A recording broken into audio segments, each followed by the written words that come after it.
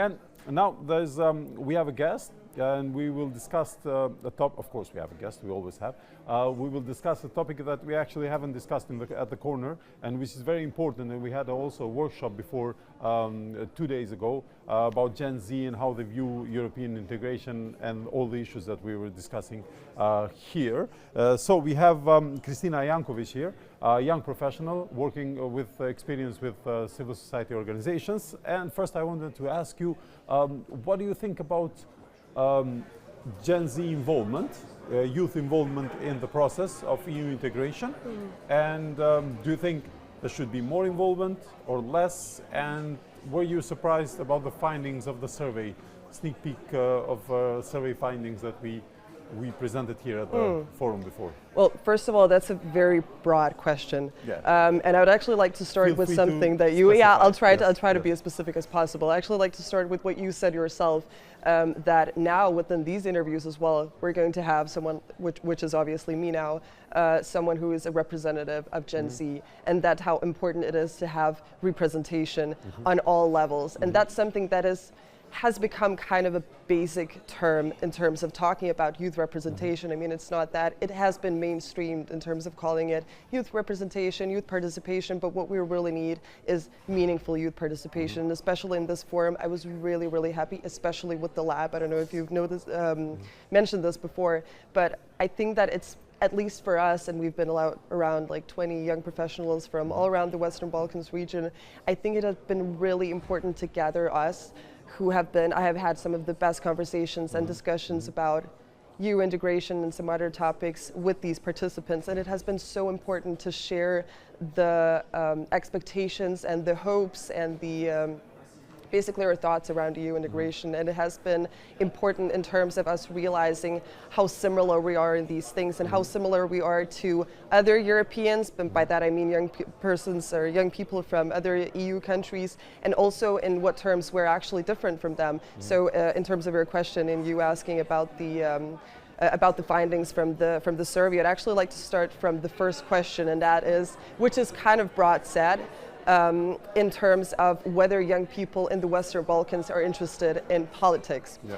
And we actually discussed it that if it was put in a different way, if it was put, are you interested in your future? Are you interested in educational reforms? And it's some policies that are going to affect your employability, that probably more young people would have said, yes, of course I'm interested in that. That's something that affects me directly. But when you put it like, but at the same time, I'm still happy that it was put as, are you interested in politics? Because it really shows how young people perceive the term politics and how it has kind of a negative connotation. Because during as compared to the questionnaire, when they had the focus groups where you can express yourselves with more examples and so on. I know I'm being a bit too broad, but I'll try to shorten it down now. They really showed that they actually, in fact, are interested in this, and that, to bring it back to your question, are interested in EU integration, because it's something that is so mainstreamed in our everyday lives in both a broader sense, but also in a much more specific sense, that is basically a part of our everyday lives, my generation and people that are younger and older. Do they have a role? Do young people have a role? Do young people have a role in EU accession for the Western Balkans?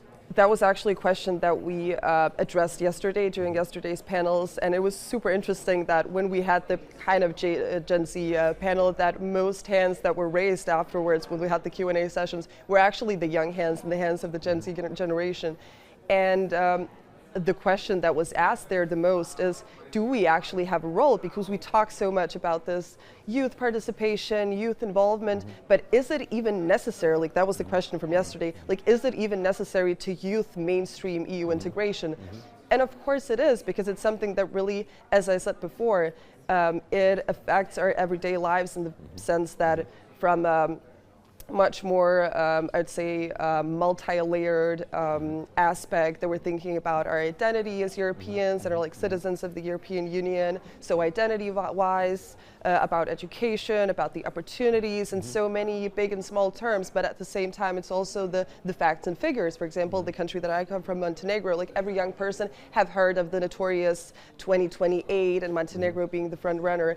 And when we talk about meaningful youth participation, I think it's really important to emphasize the part meaningful, because we know that, unfortunately, youth representation, when it is, for example, young people being MPs, members of parliament, you can't do it in a way that is a bit more plastic. It needs to be, as I said before, in a meaningful way, to have youth issues set on the table and being put on the agenda, because not necessarily, unfortunately, having more youth MPs or having more young people in governments and even being prime ministers or presidents does not necessarily correlate with more youth issues being set on the agenda. So it's important to have this meaningful participation where young people are actually being asked, what are your needs?